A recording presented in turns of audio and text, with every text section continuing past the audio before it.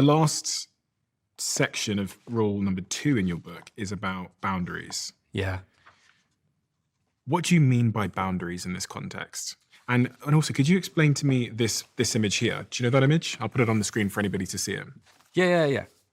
So this is all about how to say no, especially let's put it in a context of somebody invited you to anything. Let's say somebody invited you to grab a cup of coffee. Yeah.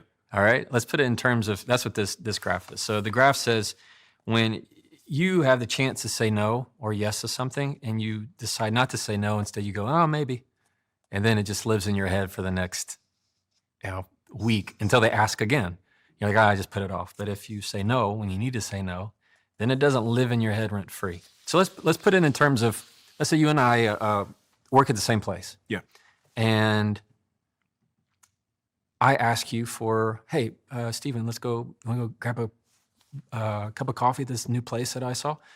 And you're like, look, you're thinking in your head, you're like, look, Jefferson, you're nice, but we're not friends. We're just work guys. I like you at work, but you're not that cool. Like, I don't want to go have coffee with you. That's what you're thinking in your head. And besides, you're so busy, you got too many things to do, and you need to say no. And instead you go, oh man, maybe it just depends. I'll let you know. I'm like, oh, okay. And then I'm waiting the whole day to hear from you. And now in your head, you're like, how do I tell him I don't want to do this? How do I tell him? And now you're just thinking about it and you're just wasting your emotional energy. And it just, instead of saying no when you needed to say no. But what if I come up with an excuse? I say, I just checked, I've got a meeting, Jefferson, so I can't come for the coffee. Well, if that's real. But if it's not real? Yeah, well, that's a problem. Why is it a problem? Well, because one, there's always a chance that they could find out. Two, it's just not genuine. It's not sincere. You owe it to yourself to be a truth teller. But we don't want to offend somebody. Yeah, it's the people pleasing, right? Yeah, so like someone says to me, hey, Steve, I know you're in Austin. I mean, this actually happens. Hey, Steve, I know you're in Austin.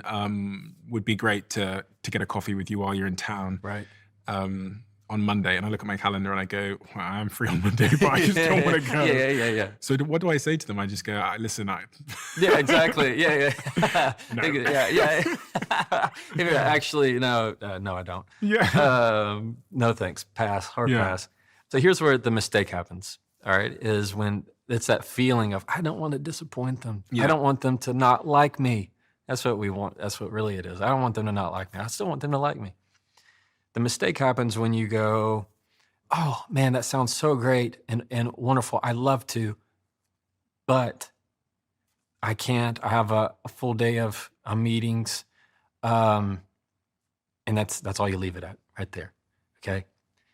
Problem with that, aside from it just being not true, whatever. But put it as, hey man, I love to, but, all right. The word but has a magic of erasing everything that happened before it. If I like, look, I love you, but, well, and I have to say something else. Oh, I think it was great. Yeah, I mean, I think being on your podcast was wonderful. But like it just takes away, it feels less than what you said. So instead, starting with we want to start with the gratitude. Oh, thank you so much. That sounds wonderful. I can't. That's what we wanted, is like that soft landing. Reverse it. Start with the no, then end with the gratitude. So it would be if somebody said, hey, can you come to dinner, whatever, I know you're in Austin. I can't. Thank you so much for inviting me. I'd love to meet you or see you the next time around. And if you can, add some kindness. I've heard that place is awesome. Hope it's a great time. Like, same thing if you need to tell me no to having coffee. I can't. Or I have bad news. I can't. Let me know how it goes. Like, I'm sure it's going to be great. I've heard wonderful things about it. Let me know how it is. Like, it's much easier if you tell them that you can't up front.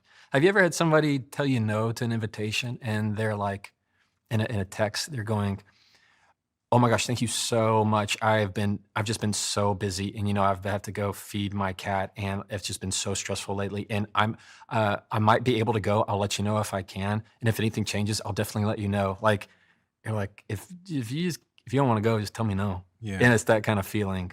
We don't know the what. We don't have the words though. This is the problem. Yeah. And I was reflecting over New Year's. I was at a restaurant and I was reading this book about. I think it was called The Courage to Be Disliked, and it was just developing my thinking on just trying to be a bit more sort of give more radical candor to situations. Yeah. And we were sat in this like bar or whatever, me and my friend, and the owner of the bar had come over and he was being really nice and he likes the podcast and stuff, and we were talking, and I was trying to practice this art of just being honest with like in those sort of people pleasing moments.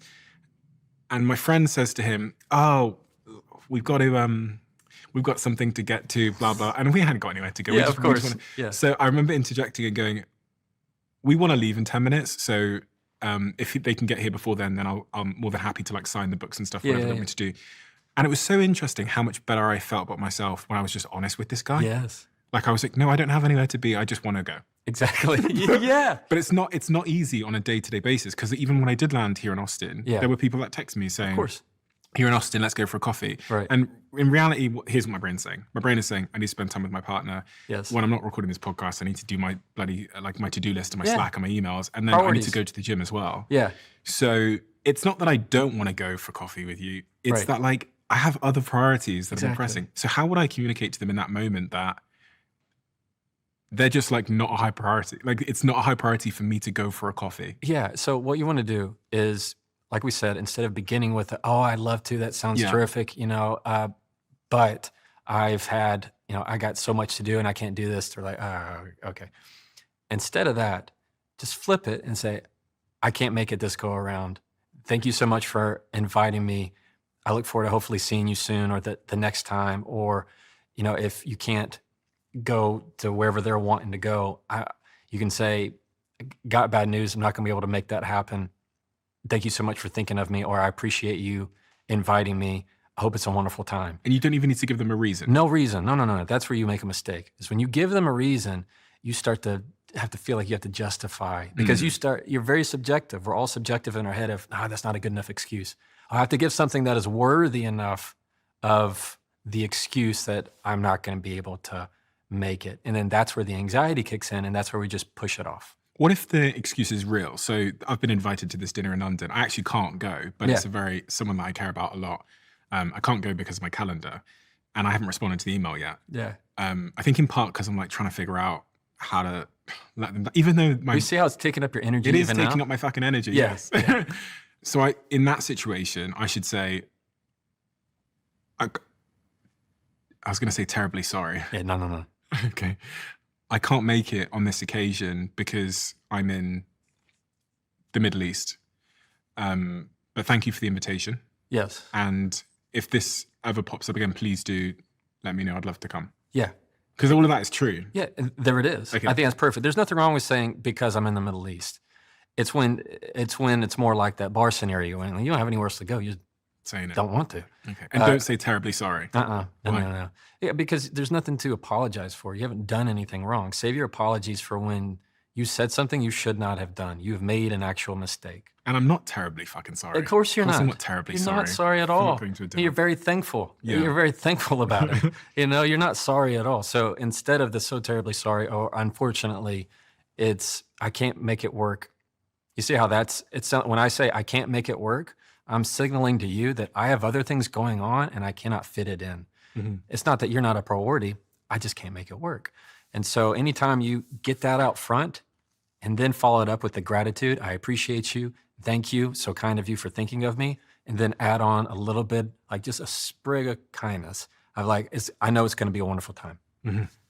Perfect. That's all you need right there. Instead of going, I need to respond to that email. And then you're like 2 weeks later, you're like, I got to respond to that email. And you just get yourself worked up. What is this image that I have in my hand for people that can't see this conversation right now? Yeah. So it looks like it's verbal fillers. So Verbal fillers. One thing we've come to learn from doing this podcast is that when a guest on the show uses a lot of verbal fillers, people get irritated in the comment section. It's so interesting, but it's really taught me a lot about how to speak better. Because if someone comes on the Diary of a CEO and the guest is constantly saying it's like the top 3 comments. I just did it then. Yeah, well, it's the top 3 comments on the video. Right. Should I be getting rid of these filler words? They're if I want to be a more effective, impactful communicator, because the great communicators that I see on stages and stuff, they don't use like Right. If you're on a stage, if you're giving a presentation, don't use them. Yeah, that's a real easy rule. In casual conversation, who cares? It's the only thing that makes this different is because it gets posted and people are going to pay attention to every single word that you say, and they're going to want to put that up. Everybody has some kind of verbal fillers. If they don't, they've been trained on it. That's all, that can almost be guaranteed. They've had some kind of media training if they don't use any verbal fillers, because verbal fillers are very common. But if you want to be an impactful speaker at a presentation, you don't want to have the the like, okay, add okay right after the sentence. Like, well, I'll see different. It's a habit for very new attorneys to begin to ask a question of a witness and say okay right afterwards. They'll ask, so do you see the red car? Just give an answer. Yes. Okay. And then they'll write it, and then they'll ask another question. But the record, so everything's transcribed by a court reporter, has okay throughout it. And so what a lot of senior partners will give the transcript to the junior partner and say, just review it, see what your verbal fillers are and all of that stuff. So it's a great way to train. But yeah, verbal fillers, you don't want to make a habit of them. They happen. There's nothing wrong with saying like or saying nothing on its face wrong with it. It just has a way of cluttering up your sentences.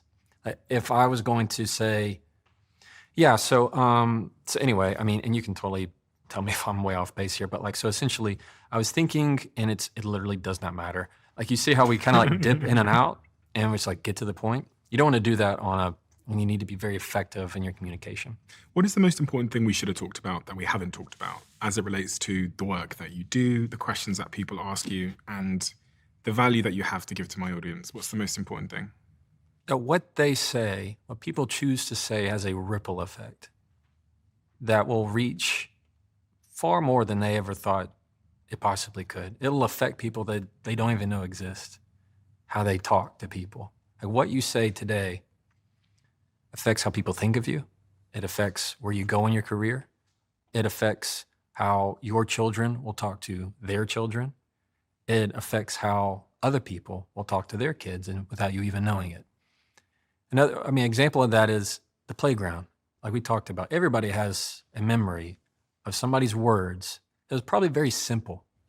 The most simple words often are the most powerful. The small ones, I had glasses, big, huge glasses. And I remember being called Four Eyes. I was crushed being called Four Eyes. If you call me that today, I'd be like, so.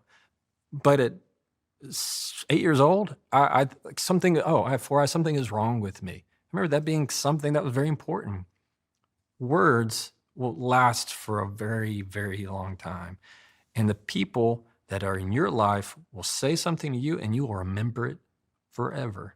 People in high school, you think, oh, everybody forgets about high school. No, they don't. You go to law school, everybody forgets. No, they don't.